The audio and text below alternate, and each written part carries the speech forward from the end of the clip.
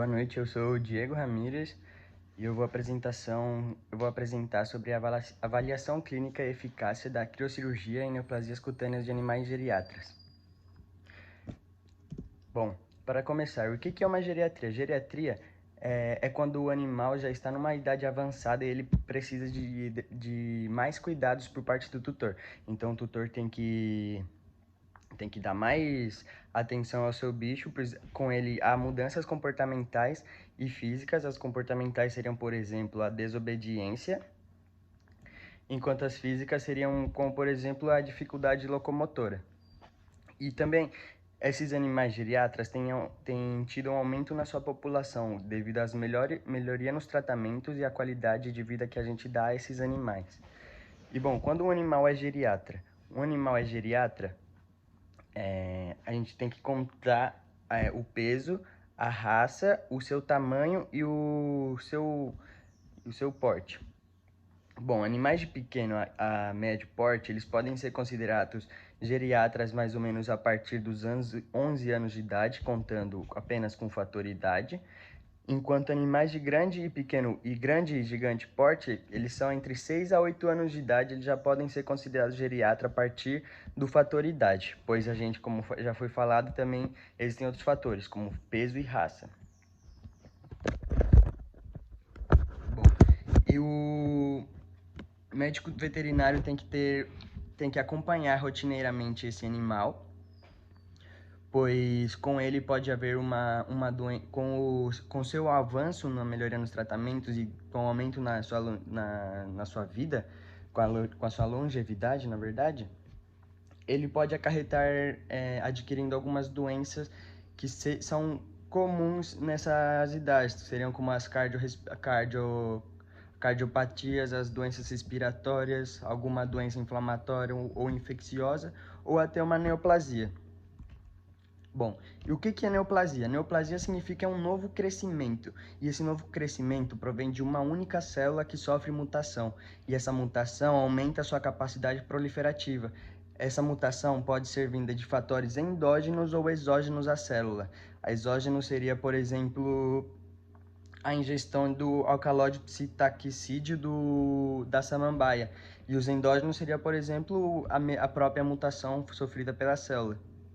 E a sua instabilidade genética pode dificultar a identificação do tecido de origem, tanto quanto a sua diferenciação. E por ter essa instabilidade genética, é muito bom que sempre estar acompanhando o animal, pois uma neoplasia benigna pode se tornar maligna com o decorrer do tempo, caso não seja tratada. Uma neoplasia benigna, ela é bem diferenciada, tem baixa tipicidade nas suas células e sua mitose é baixa, se vê baixa nos níveis neoplásicos, né? A neoplasia maligna é totalmente contrária, eles perdem a sua diferenciação, assim elas podem ser células anaplásicas, a sua mitose aumenta e assim também ela pode causar invasão de vasos, o que é um indicativo de metástase. As neoplasias cutâneas são as que estão mais presentes nos animais, pois ela é o maior órgão que existe no corpo e ela é a primeira barreira protetiva, seja ela química ou física, assim, e também sempre está em constante exposição solar.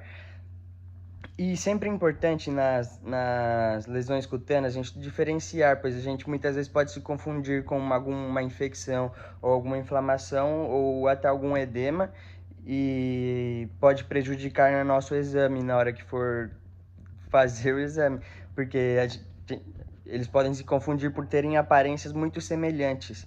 E os dois são circulares, eles podem ser salientes ou não, e eles podem ser duros ou não, dependendo do grau que eles estão.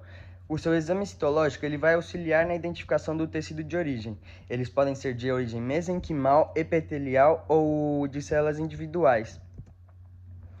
Para o diagnóstico de neoplasias, a gente deve contar com uma boa anamnese, bons exames químicos, neurológicos, oftálmicos e laboratoriais. Após isso, a gente analisa a lesão As lesões neoplásicas geralmente têm formações sólidas, salientes ou não incircunscritas, como já foi falado. E as lesões podem aparecer em formato de nódulo, que é quando ele está entre 1 a 3 centímetros, ou em formato de tumor, que é quando ele supera já os 3 centímetros. E para a gente fazer o diagnóstico, a gente precisaria de alguns exames laboratoriais. Esses são o histopatológico, que ajuda a gente a avaliar o tecido na sua origem e o seu grau de malignidade, assim como a invasão de vasos, como já foi dito, ele é um bom indicativo de que já há metástase no tecido.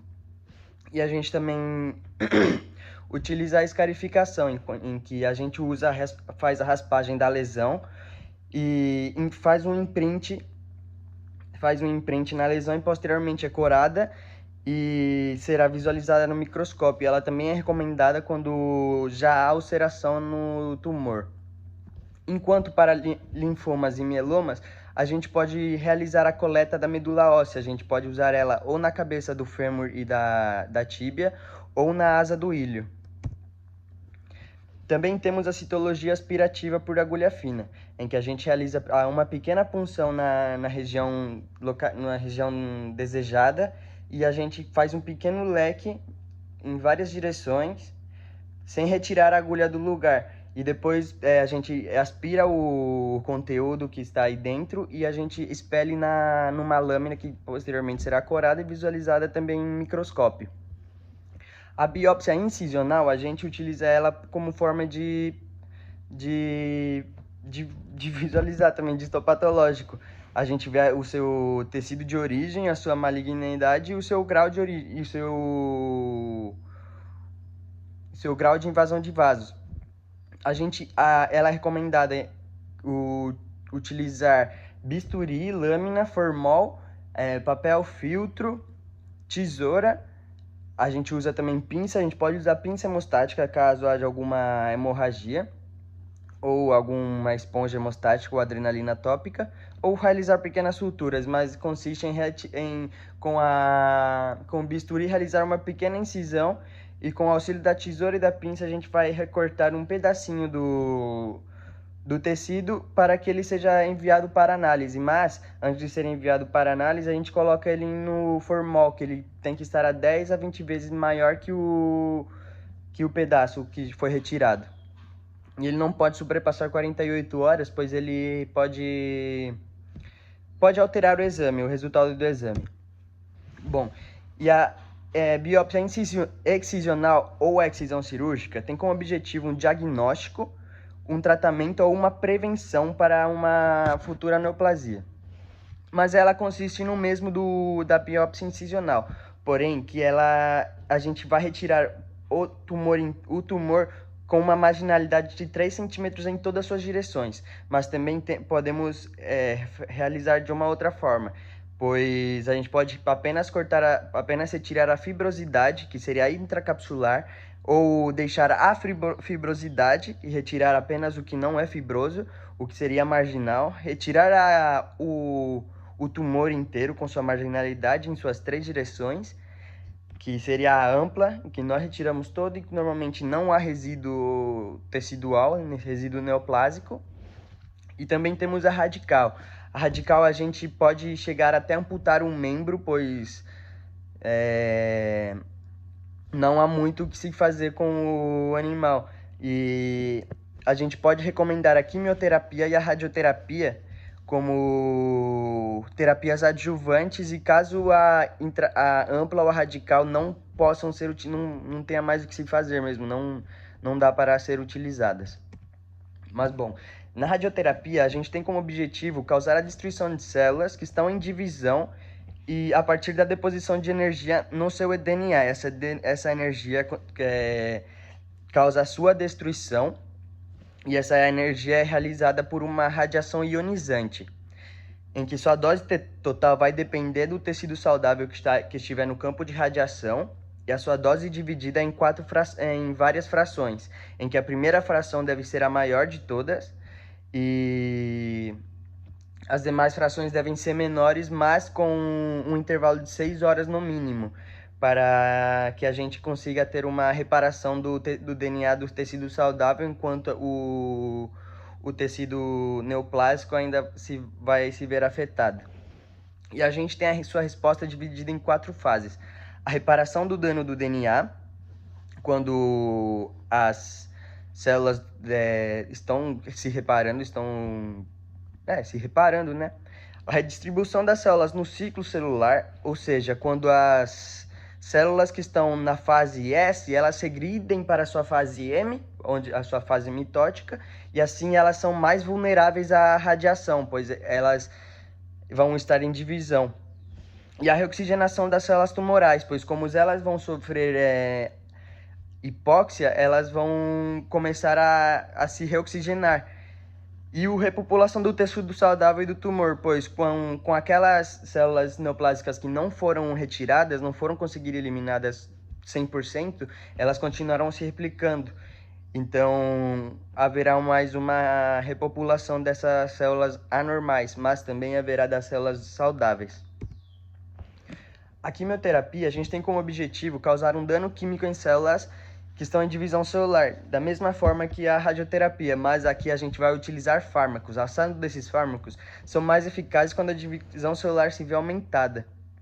E a gente pode utilizar a quimioterapia, como já foi dito, como uma terapia adjuvante, como uma terapia neoadjuvante, ou seja, a gente realiza a quimioterapia antes da cirurgia para provocar a diminuição do tumor. Entre outras, também temos a terapia de manutenção e a terapia paliativa. E a resistência aos fármacos é considerada uma terapia ineficiente, pois pode ser que as células tumorais já tenham conhecimento desse fármaco e se tornam menos vulneráveis a ele, ou também pelo seu grau de toxicidade, que pode causar uma toxicidade ao paciente, também sendo como um efeito colateral. E esses efeitos colaterais são classificados em 3 formas, uma que são de efeitos imediatos, outros que são o segundo que são efeitos em semanas e o terceiro que é de longo prazo até que é acumulativo, que a gente tem como, por exemplo, necrose e toxicidade gastrointestinal, enquanto de médio prazo a gente tem a mielossupressão e de reação imediata a gente tem uma reação alérgica.